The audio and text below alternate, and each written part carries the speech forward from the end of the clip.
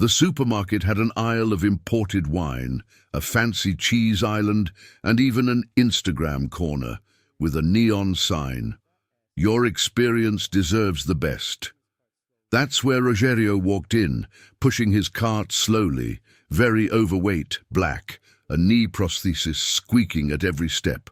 Stretch marks showed on his arms under his t-shirt. An old burn scar marked his right hand. People's eyes came quickly, up and down from the side, full of judgment. For that store that thought it was refined, he was the wrong body. What nobody there knew was that the fat, slow customer had enough money to buy all of it, and was already doing it. Rogério had been a bag boy as a teenager.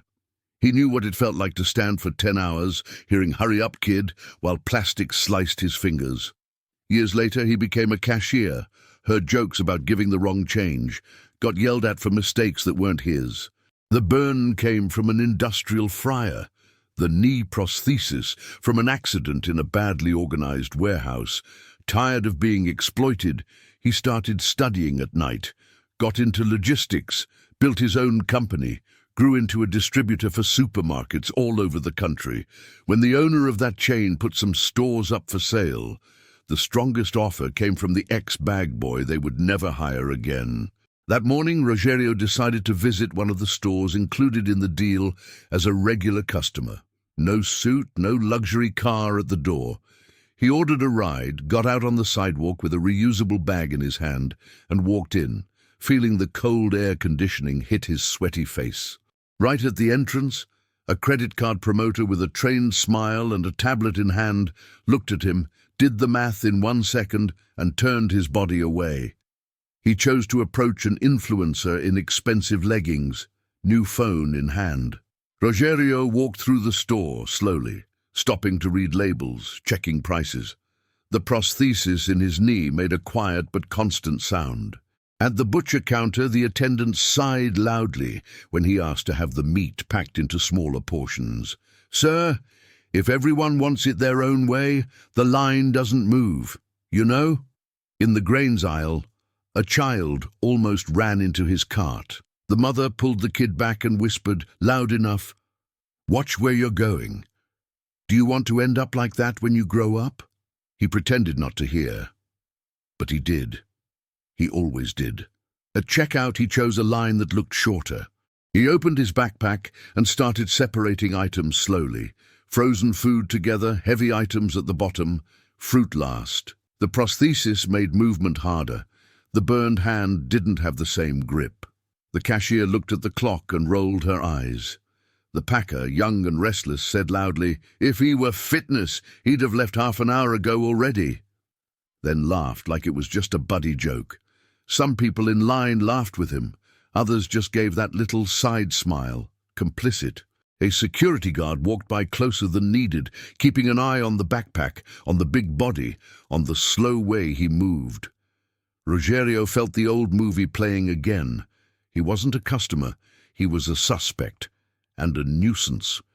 When he finally finished, the payment terminal failed. The cashier huffed, "Ugh, today's impossible. Insert it again, sir."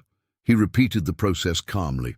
The packer, impatient, whispered, "Now watch, the card won't even go through," and let out that crooked little laugh, as if he were rooting for it. The card went through on the second try. Rogério grabbed his bags, said a low "thank you" that nobody really heard, and left. On the sidewalk, before calling another ride, he took out his phone and made a short call. "Hi, doctor, it's Rogério. You can confirm today's visit with the chain's directors, yes? And at the store on such and such street. I want the full team there." He paused, listening. No need to tell them I was in the store this morning. Let them be who they really are." In the afternoon, the store became a different place. The manager ordered everyone to fix their uniforms and double their attention. People from head office are coming, plus some big investor who's buying a stake. I want everyone smiling, okay? 3 people in suits arrived, clipboards in hand, serious expressions. The manager greeted them at the door, almost bowing. "Welcome. Feel free to evaluate everything. We really care about customer experience here." he said with the conviction of someone who'd never pushed a cart in his life. They walked down the aisles, taking notes. At a certain moment, one of them answered a phone call. "Sir, yes, he's here." He looked around. "Right now? All right." He hung up, took a breath, and called the manager. "Could you please gather the main staff? Cashiers, packers, security, department attendants, preferably up front in the main aisle. The investor closing this deal asked for that as a condition." The manager found it strange, but obeyed. Employees left what they were doing and gathered near the produce section. Some were curious, others nervous, all of them adjusting name tags and putting on their best company smile. In the middle of that circle of vests, aprons, and button-down shirts, the manager expected a man in an expensive suit, shiny shoes, maybe a face he'd seen in a business article. Instead, walking through the automatic door, came the same Rogério from that morning. Huge body, heavy gait, prosthesis marking each step, scars visible on his hands. The only difference was the T-shirt swapped for a simple dress shirt, still far from the store's influencer standard. Silence hit, like someone had turned off the store's sound system. The security guard recognized him instantly. The cashier did too.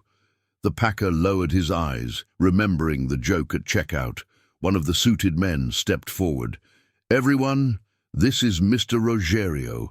Some of you met him today only as a customer. Some of you not even that. Officially, he is the new majority partner of this chain. As of this week, he'll be deciding this store's future." The manager's eyes went wide, his face pale. "Me, Mr. Rogério, I didn't know that." "I know you didn't," Rogério cut in with the same soft voice, but now firm. "And that's exactly why I came without warning." He looked around, resting a second on each face. "This morning I was treated like an inconvenience, as if my big body, my scars and my knee prosthesis were messing up your perfect flow. I heard that if he were fitness, he'd have left half an hour ago. I saw security tail me like I was about to steal. I saw people hand-pick who deserves a smile and who deserves a sigh." He paused. The distant beep of a barcode scanner from the back of the store sounded out of place. "Let me explain something. Supermarkets don't exist just for pretty social media pictures. They exist for real people. People who walk slowly, who hurt, who sweat, who carry marks. If the fat, ugly, slow and scarred don't count as customers to you, then you don't deserve my money." He turned to the evaluation team. "This will be our pilot store. Respect at the entrance, at checkout, in the stockroom. Whoever can't do that doesn't need to stay." He called out by name the only person who had treated him with dignity, a stock worker who had quietly helped him pick up a dropped bag earlier. "Starting today, you'll be trained for a supervisor role. I need people who see human beings, not packaging." Some employees left with warnings, others with shame burning on their faces. The store that thought it was fancy because of neon signs learned the most expensive way that customer experience isn't measured by filters, but by how you treat the body you least want to see. Rogério knew exactly what it felt like to be ignored with a name tag on his chest. He knew what it was like to hear a manager insist that real customers are the thin, cheerful, fast ones. He carried every humiliation inside him, right alongside the pain in his ruined knee, the burn on his hand, the stretch marks people used as material for jokes. When the money finally came, he could have become that distant millionaire who only sees numbers on a report. Instead, he walked through the same automatic doors as always, pushing a cart like everyone else. While some talked about target audience, he remembered a time when he was the target, pushed, rushed, treated like dead weight in line. So when he heard, if he were fitness, he would have left half an hour ago, he didn't feel surprised. He felt confirmed.